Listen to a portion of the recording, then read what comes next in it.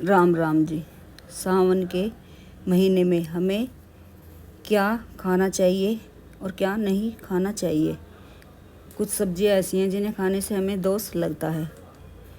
सावन के महीने में हरी पत्तेदार सब्जियां जैसे पालक, मूली, बैंगन, सरसों, चौलाई हमें नहीं खानी चाहिए। इस समय हरी सब्जी पर कीड़े और बैक्टीरिया अधिक होता है। सब्जियों के पत्तों पर चिपके रहते हैं। इन सब्जियों को खाने से बीमार होने का खतरा अधिक हो जाता है। स्वास्थ्य और शुद्धता बनाए रखने के लिए इनसे बचना ज़रूरी होता है। सावन के महीने में इन चीज़ों को खाने की मनाही भी होती है, जिन्हें भूलकर भी हमें नहीं खाना चाहिए। ऐसा माना जाता है कि इन चीज़ों का सेवन करने से पुण्य की जगह पाप लगता है और हमारी आर्थिक स्थिति खराब होने लगती है। हमें सफलता नहीं मिलती, हमें दरिद्रता का सामना करना पड़ता है। सावन के महीने में ये सब्जियां हमें नहीं खानी चाहिए, इनसे दूरी बना के ही रखना चाहिए और भगवान शिव नाराज हो जाते हैं।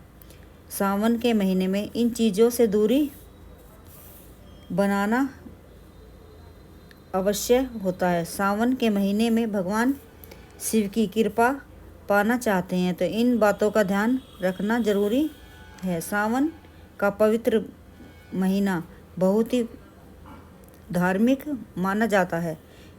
इस दौरान शिव भक्त व्रत रखते हैं, शिव लिंग पर जल चढ़ाते हैं और पूरे मन से पूजा करते हैं। लेकिन सावन के महीने में इन चीज़ों को खाने से दोष भी लग जाता है, जिन्हें भूलकर भी हमें नहीं खाना चाहिए। ऐसा माना जाता है कि इन चीज़ों को खाने से भगवान शिव क्रोधित भी होते हैं।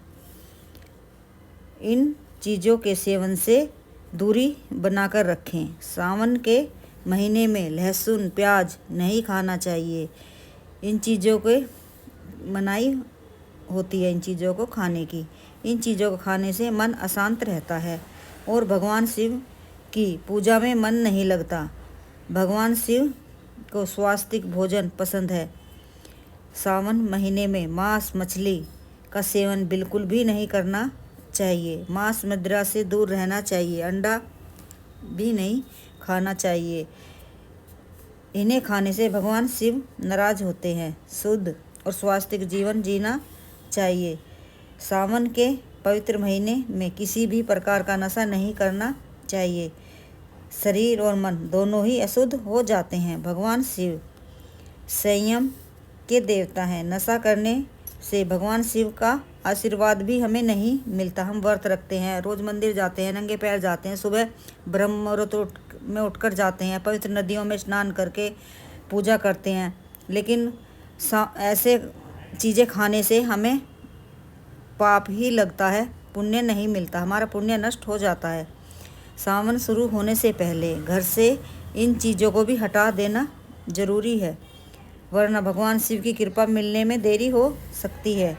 वह चीज़ें हैं टूटे हुए चप्पल, जूता, कटा फटा वस्त्र, टूटी हुई झाड़ू, टूटी हुई बाल्टी, टूटे हुए डिब्बे हमें घर से हटा देने चाहिए। पटी हुई तस्वीरें, मूर्तियाँ चटकी हुई, पूजा घर का कपड़ा हमें जैसे छेक हो जाता है, थोड़ा बहुत तिल्ली लग जाती है, वह हटा देना चाहिए। ऐसा वस्त्र बिछाकर भगवान की मूर्तियाँ ना रखें। बासी फूल भी हटा देने, जैसे हम सूखे हुए भगवान को फूल अर्पित किया है वे रखे रहते हैं, वे भी हमें हटा देने चाहिए, जल प्रवाह कर देने चाहिए। सूखे पौधे नहीं रखने चाहिए। भगवान की टूटी फूटी तस्वीरें अशुभ मानी जाती हैं। इन चीज़ों से निगेटिव एनर्जी फैलती है, अशुभ प्रभाव पड़ता है, शुभ फलों की प्राप्ति नहीं होती। सावन के महीने में इन चीज़ों को, इन सामानों को हटा देना चाहिए। इससे घर में शांति और नहीं होती, नकारात्मकता आती है, सकारात्मकता नहीं बनी रहती। पूजा घर में माला पहनाते हैं वह रखी हुई हो, उसे भी हमें नहीं रखना चाहिए घर में। सूखे हुए और मुरझाए हुए फूल घर से में नहीं रखने चाहिए। इन पुष्पों से को जल प्रवाह करना चाहिए, अशुभ माना जाता है इन्हें घर में रखना। ऊर्जा का प्रवाह रुक जाता है जो कि घर में अशुभ होती है। वातावरण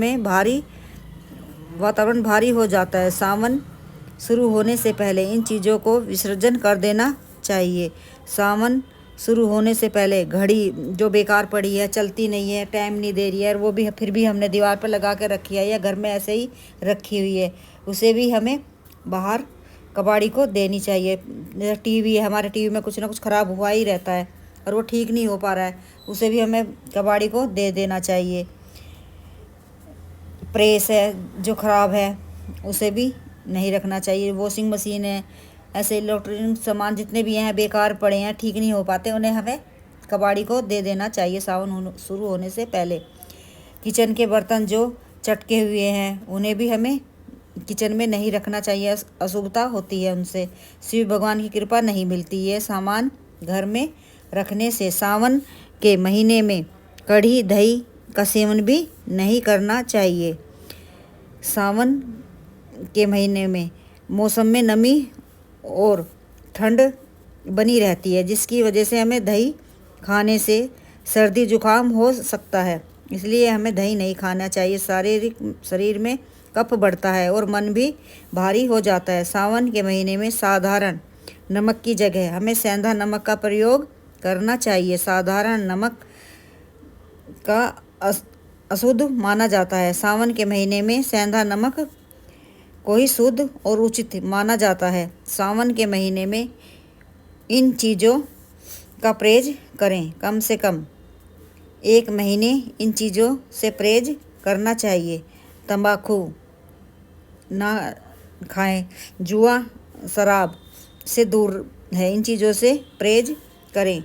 बाहर का भोजन ना करें, इन चीज़ों से भी भगवान शिव क्रोधित होते हैं, उनकी कृपा हमें नहीं मिलती। सावन के महीने में टीवी मोबाइल से भी दूरी बनाकर रखें, सोशल मीडिया से दूर रहें, शिव भक्ति करें, शिव भगवान के मंत्रों का जाप करें, शिव मंदिर रोज़ नंगे पैर जाएं, 1 लोटा जल अर्पित करके आएँ, बेलपत्र पर चंदन लगाकर अर्पित करके आएँ, शिव भगवान की कृपा मिलती है।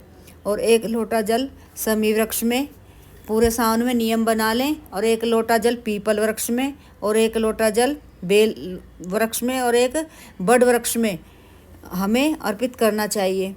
और 1 लोटा जल तुलसी महारानी में सुबह में जल अर्पित करें और पुष्प अर्पित करें और परिक्रमा करें।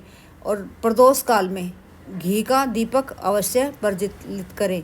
और जो शिव मंदिर में घी का दीपक हम प्रदोष काल में प्रज्वलित करके आए, उसमें काला तिल अवश्य डालें। और शिवलिंग पर 2 चावल के दाने ही चढ़ाएं, बाकी चढ़ा के आएँ, या 2 केले चढ़ाएं, केला अकेला ना चढ़ाएं शिवलिंग पर। 2 की संख्या में फल चढ़ाएं, जैसे बतासे हैं वो भी 2 चढ़ाएं, मिठाई चढ़ा रहे हैं वो भी 2 चढ़ाएं, 2 की संख्या होनी चाहिए, एक चीज़ ना चढ़ाएं शिवलिंग पर। इन बातों का ध्यान अवश्य रखें। और प्रदोष काल में अपने मुख्य दरवाजे पर भी दीपक अवश्य प्रज्वलित करें।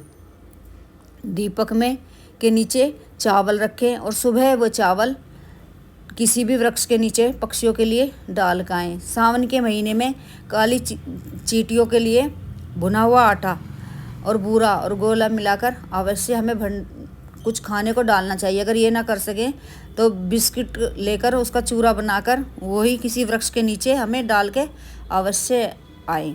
सावन के मेरे महीने में क्रोध बिल्कुल ना करें, ईर्ष्या जैसे भाव किसी से ना रखें, किसी की मदद कर के लिए लायक हों तो मदद अवश्य करें, किसी से ईर्ष्या ना करें, दया जैसा भाव बना के रखें, ना घर में बच्चों पर क्रोध करें, ना बुजुर्गों पर करें। इन बातों का ध्यान अवश्य रखें। गौ माता को कुछ ना कुछ खाने को अवश्य देना चाहिए, इससे हमें दान पुण्य का फल भी मिलता है और घर से कुछ ना कुछ दान भी हो जाता है।